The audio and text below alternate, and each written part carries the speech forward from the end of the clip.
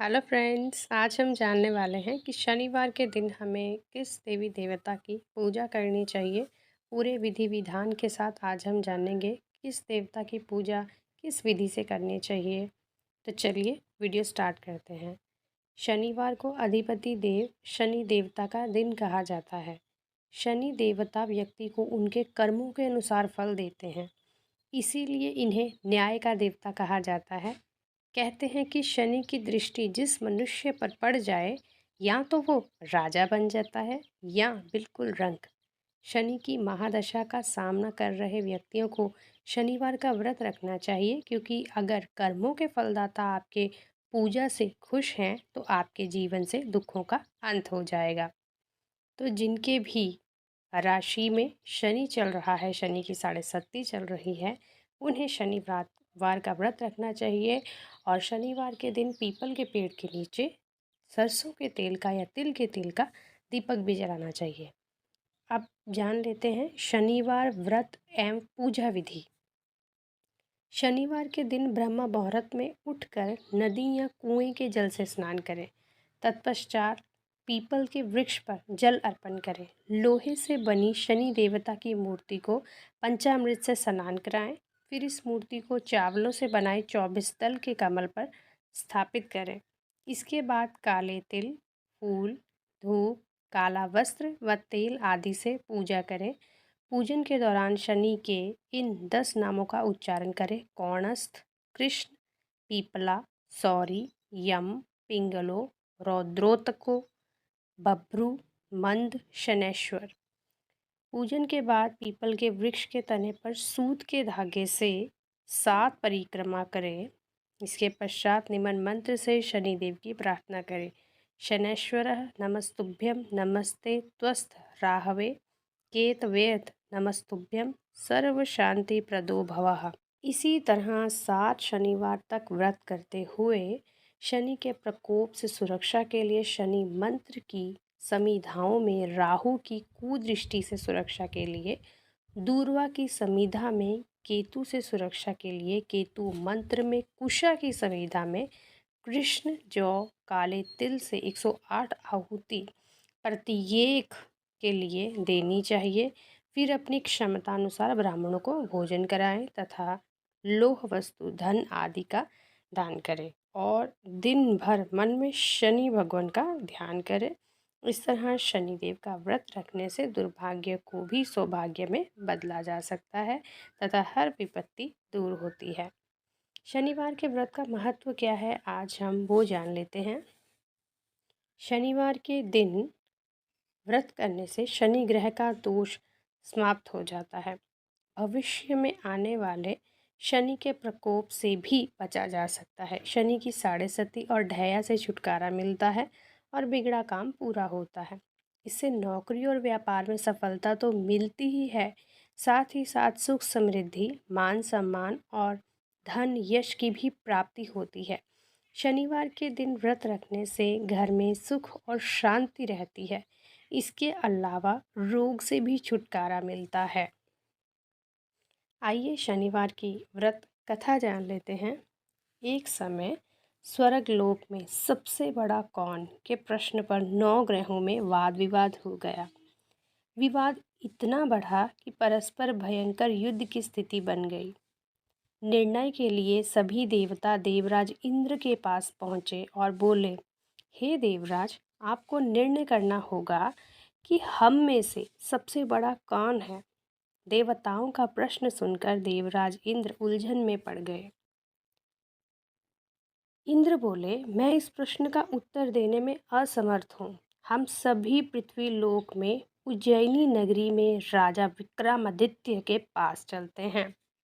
देवराज इंद्र सहित सभी ग्रह देवता उज्जैनी नगरी पहुँचे। महल में पहुंचकर जब देवताओं ने उनसे अपना प्रश्न पूछा तो राजा विक्रमादित्य भी कुछ देर के लिए परेशान हो उठे, क्योंकि सभी देवता अपने अपनी शक्तियों के कारण महान थे। किसी को भी छोटा या बड़ा कह देने से उनके क्रोध के प्रकोप से भयंकर हानि पहुंच सकती थी। अचानक राजा विक्रमादित्य को एक उपाय सूझा और उन्होंने विभिन्न धातुओं स्वर्ण, रजत यानी चांदी, कांसा, तांबा, सीसा, रांगा, जस्ता, अभ्रक व लोहे के 9 आसन बनवाए। धातुओं के गुणों के अनुसार सभी आसनों को एक दूसरे के पीछे रखवाकर उन्होंने देवताओं को अपने अपने सिंहासन पर बैठने को कहा। देवताओं के बैठने के बाद राजा विक्रमादित्य ने कहा, आपका निर्णय तो स्वयं हो गया। जो सबसे पहले सिंहासन पर विराजमान है वही सबसे बड़ा है।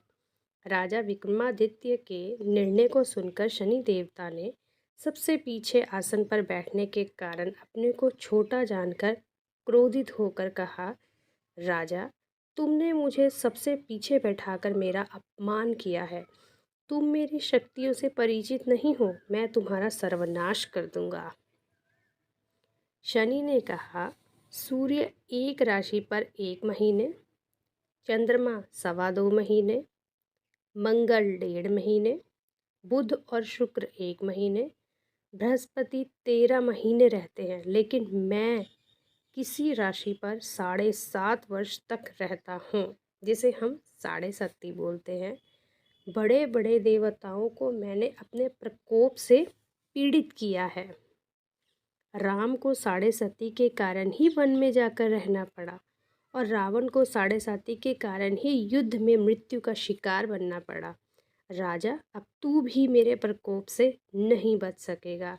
इसके बाद अन्य ग्रहों के देवता तो प्रसन्नता के साथ चले गए, परंतु शनि देव बड़े क्रोध के साथ वहां से विदा हुए।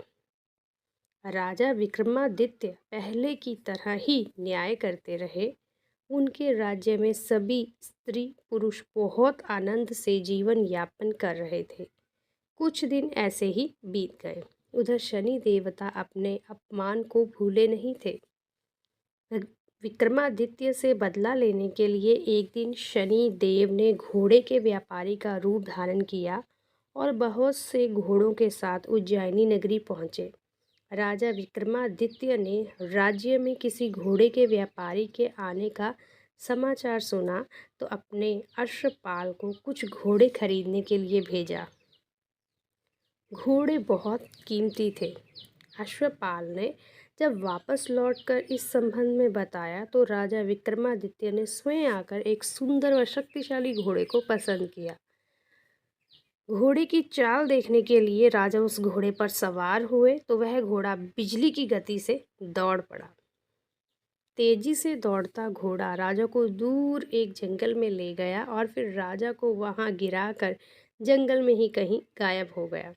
राजा अपने नगर को लौटने के लिए जंगल में भटकने लगा, लेकिन उन्हें लौटने का कोई रास्ता ही नहीं मिल रहा था।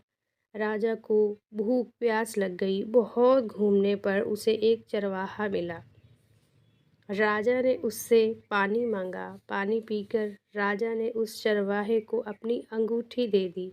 फिर उससे रास्ता पूछकर वह जंगल से निकलकर पास के नगर में पहुंचा। राजा ने एक सेठ की दुकान पर बैठकर कुछ देर आराम किया। उस सेठ ने राजा से बातचीत की तो राजा ने उसे बताया कि मैं उज्जैनी नगरी से आया हूँ। राजा के कुछ देर दुकान पर बैठने से सेठ जी की बहुत बिक्री हुई। सेठ ने राजा को बहुत भाग्यवान समझा और खुश होकर उसे अपने घर भोजन के लिए ले गया। सेठ के घर में सोने का एक हार खूंटी पर लटका हुआ था।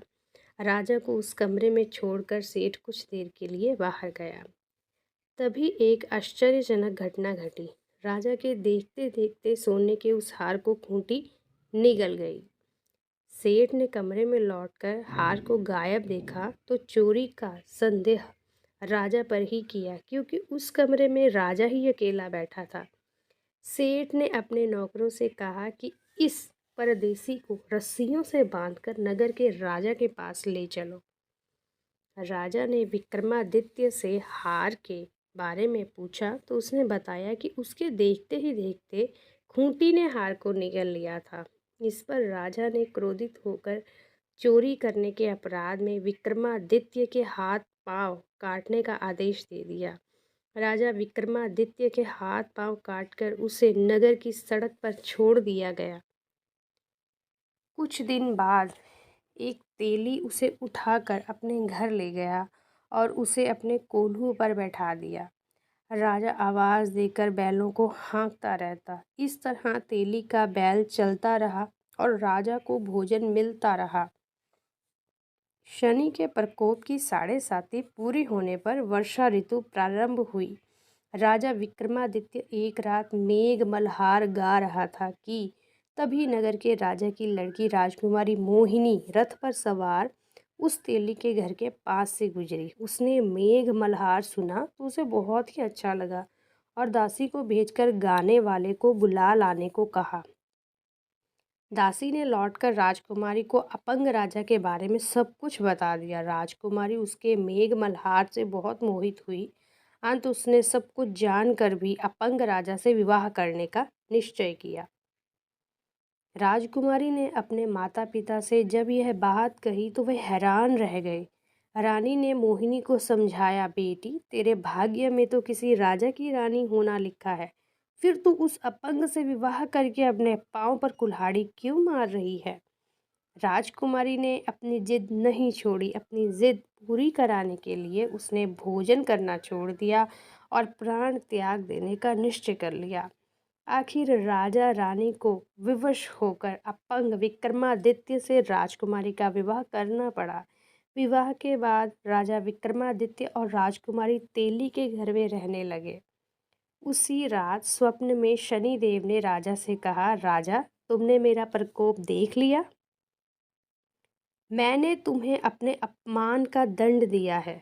राजा ने शनिदेव से क्षमा करने को कहा और प्रार्थना की, हे शनिदेव, आपने जितना दुख मुझे दिया है अन्य किसी को ना देना। शनिदेव ने कुछ सोचकर कहा, राजा मैं तुम्हारी प्रार्थना स्वीकार करता हूँ।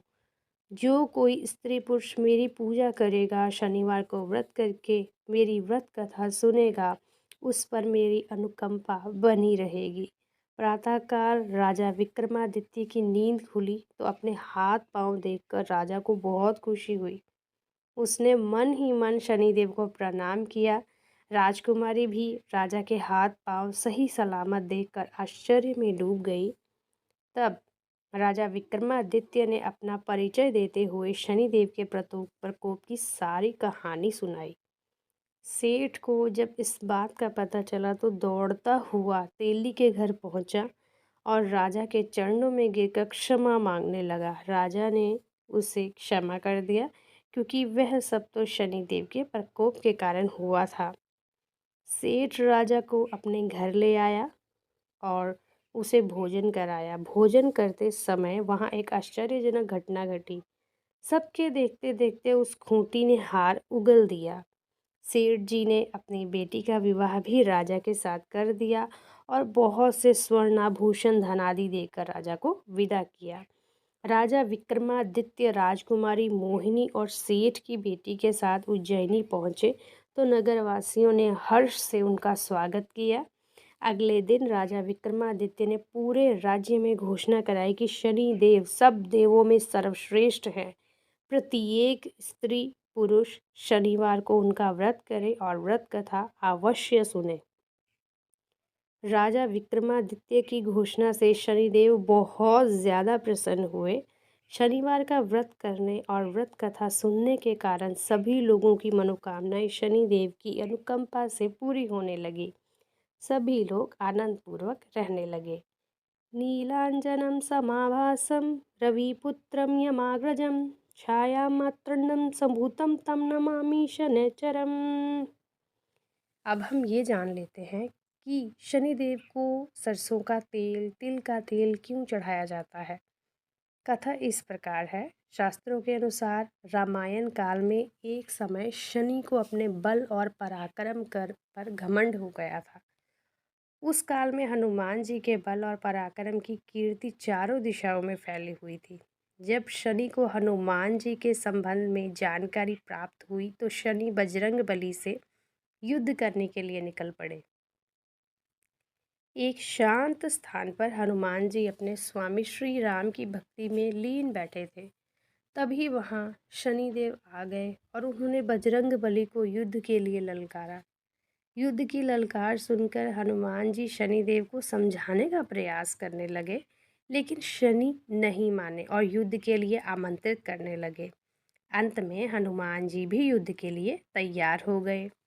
दोनों के बीच घमासान युद्ध हुआ। हनुमान जी ने शनि को पूरी तरह परास्त कर दिया।